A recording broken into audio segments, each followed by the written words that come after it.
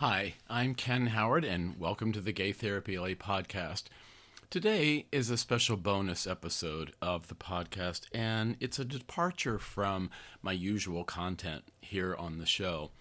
And the reason for that is that a lot of people in the United States, and I know I have international listeners, which I always appreciate, outside of the United States, so this may be a little less relevant to you overall, but if you are in the United States or if you know the United States, you know that this day, the day of this recording, Tuesday, October 29th, 2024, is 1 week away from the big presidential election in the United States that many people, so many people have been anticipating for many years now, certainly since 2020. And, in addition to my being a clinician, I am a clinician and a coach full time, Monday through Friday. And that's primarily what I do. But I have a couple of other parts of my professional identity. I was an educator. I'm retired as an adjunct associate professor from the School of Social Work at USC, the University of Southern California. I have done various academic writing. I've taught workshops and spoken at conferences, and also, wherever I can, participated in activism because my career is devoted to the mental health and well-being of the LGBT community in general and of gay men more specifically. That's been my career for 32 years and counting. So today, I'm sharing with you an aspect of my identity as an activist and my identity as an activist writer. And I'd like to share with you a piece that I wrote in November 2nd of 2016, right before Donald Trump was elected for the first time. And it was an analysis of just my analysis of the level of hate in the United States among a very significant population. It's not everybody, thankfully, but it's some, and it's a big number. It's in the millions, and it's very concerning. And just like in 2016, we had this problem led by Donald Trump, we have it again. So we don't know what's in store. In 1 week, we will know the answer to who won the election, or we'll be awfully close to it. But for right now, I just want to share with you this piece that I wrote. And it's called In Defense of Hate, Understanding the Modern American Conservatism. So it should go without saying, for those who regularly hear my podcast or read my blog, that, I'm being facetious with a certain amount of this. I am not a Trump supporter, certainly. I know there are gay Trump supporters because I don't know what they want. So I'm being a little bit of a devil's advocate here, and I'm being a little bit tongue-in-cheek with some of this. So that usually I write and speak about LGBT issues, and more specifically about gay men, but because so many are stressed out about this election. Now, just as an aside, I wrote this in 2016. Remember, it's now 2024. I wanted to explore a more clinical issue in general. This has to do with anger and hate as human emotions and how these emotions have been channeled and focused into the presidential campaign by supporters of Republican Party nominee Donald Trump. As a colleague once told me, we want to manage anger. We don't want to eliminate it because anger is our defense against oppression. Oppression, not depression. Many theories about how Trump got through the Republican presidential process and went on to be the party's nominee for president on a platform of unprecedented anti-LGBT sentiment, joined by the notoriously anti-LGBT and conservative religious zealot governor of Indiana, Mike Pence. And many ask, how did we get here to where we are now? Now, another aside. This is 2016, before Trump did win that election in 2016, became president, and appointed the most specifically anti-gay cabinet in the history of the United States. People like Betsy DeVos, a major anti-LGBT activist and major donor. Her brother Eric Prince, also a major anti-gay figure. On and on and on and on. And that's what happened, after that election. So back to the original piece. Part of it is that Congress has had a low approval rating for years, mostly due to Republicans in the House of Representatives blocking President Obama's proposals, especially for social programs that help women, veterans, and jobless Americans. And this low approval of Congress has probably contributed much to the throw the bums out and start over sentiment, making any candidate who is seen as a frank outsider seem popular or refreshing. But you could also argue that the timing was just right in the person of Trump to personify the voice of the frustrated American conservative who has had to, suffer the dignity of having a black president for the past 8 years. And now the prospect of the first woman president, of all things, is just too much to bear. To understand what's going on, you have to understand the mind of the American conservative. Conservatives like to preserve the status quo in this country versus liberals or progressives who like to see the climate of the country change, especially its laws toward progress in terms of social and legal equality, civil rights, and the overall dignity of various minority populations. Especially basically anyone who isn't male, white, straight, conservative Christian, married, a parent, disability-free, cisgender, and so on. Progressives want to speed up the evolution of the country into a more socially enlightened state, and conservatives want to put on the brakes or go backwards, far and fast. I know the conservative dogma in America well because although I am not one, I was raised by some. To truly know the American conservative, you have to be like a spy. You have to gain access to them behind closed doors, away from the politically correct discourse of the public. Because even conservatives can be embarrassed by their own rhetoric. Not because they're really ashamed of it, but because they know that their values aren't always popular in mixed company. But they do believe that they are, or at least should be, a majority, however silent. In silence and in privacy, in their homes, among family and friends, and perhaps even in the voting booth, when no one's looking, their true feelings come out. One could argue that the phenomenon of Trump is really just the reverse of the phenomenon of Obama.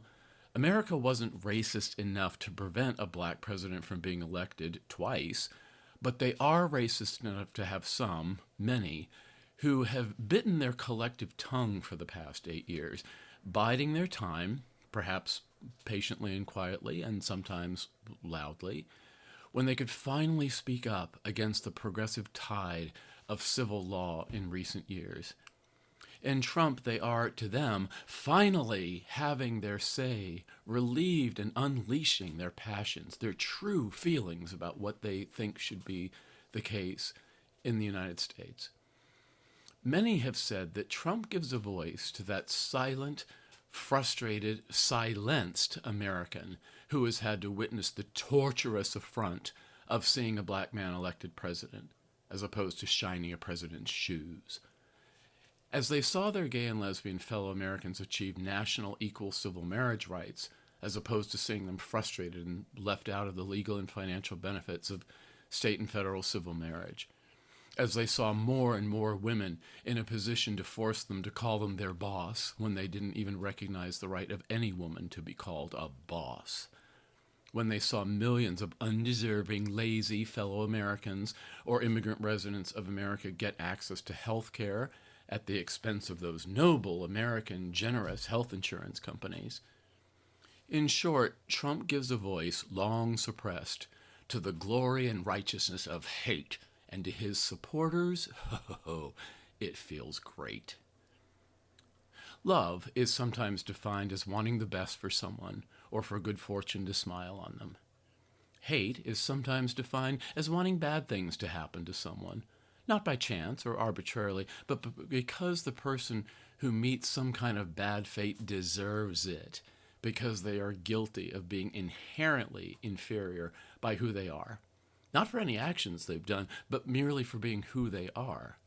black, Latino, Asian, gay, lesbian, bisexual, transgender, female, disabled, foreign, intelligent, educated, peaceful, compassionate, empathic. In the mind of the American conservative, these undeservings, as opposed to being deplorables, are deserving of the most awful things that can happen to a person because they are them and I am me, and I'm none of those awful things. I'm not, and so I'm better. And it is only justice that awful things happen to these awful minority people. Too bad for you. Them's the breaks, but it is what it is. All people want to feel good. They want to be healthy, happy, fed, rested, relieved from the extremes of cold or heat, proud, dignified, validated, respected, secure. Sometimes this is achieved by what they do, working hard, being responsible. And sometimes it's by what they are, superior. So when an American conservative is frustrated by being denied the wealth and health and comfort and privilege that they desire, and then they see the undeserving people get it, well, that's not right. That's not okay. That has to be changed. That has to be stopped. America has to be set right again. America has to remember its priorities. America has to be great again. People say hate like it's a bad thing. Not when you're correct, it's not. It's a right, it's a duty, it's an obligation. It is a burden to carry it out in the name of righteousness of the superior.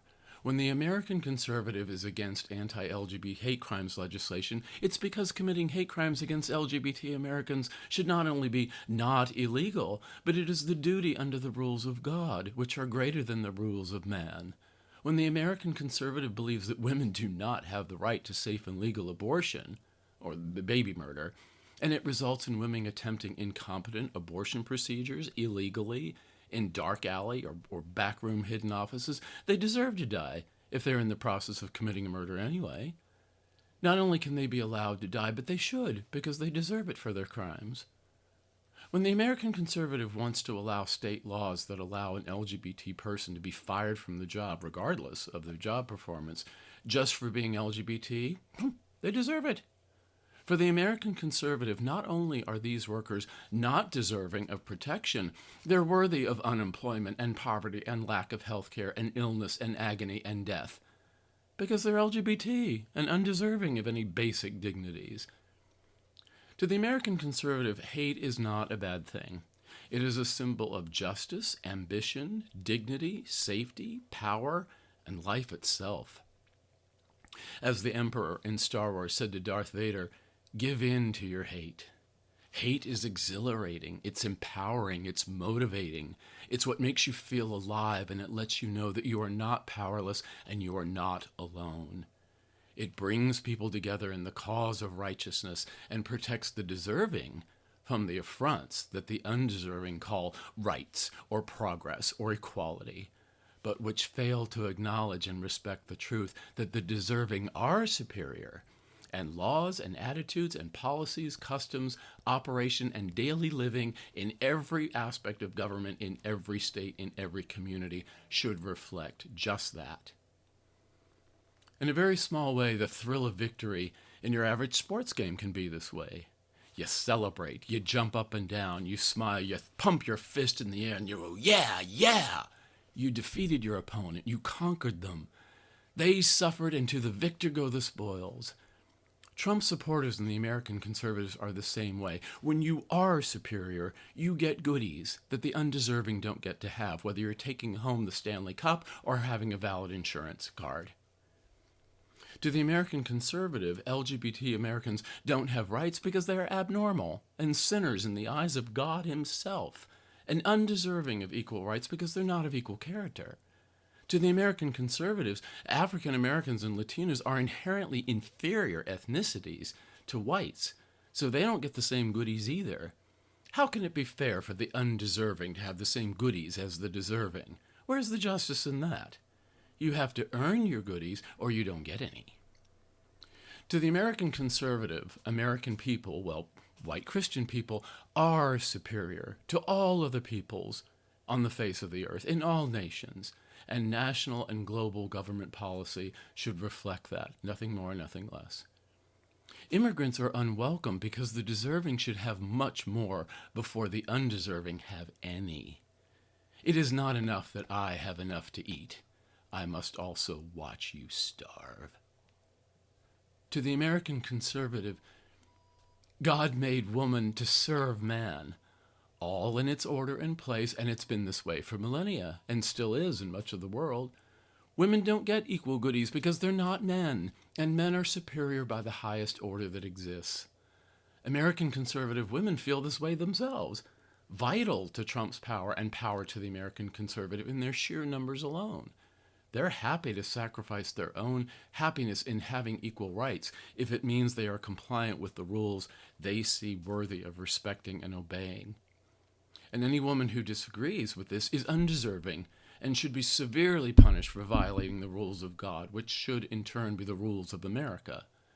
They hate Hillary Clinton because she's a strong female professional when a woman's place is either in the home or merely to support the home, but not in any way threatening the inherent superior position of man, any man, in her life.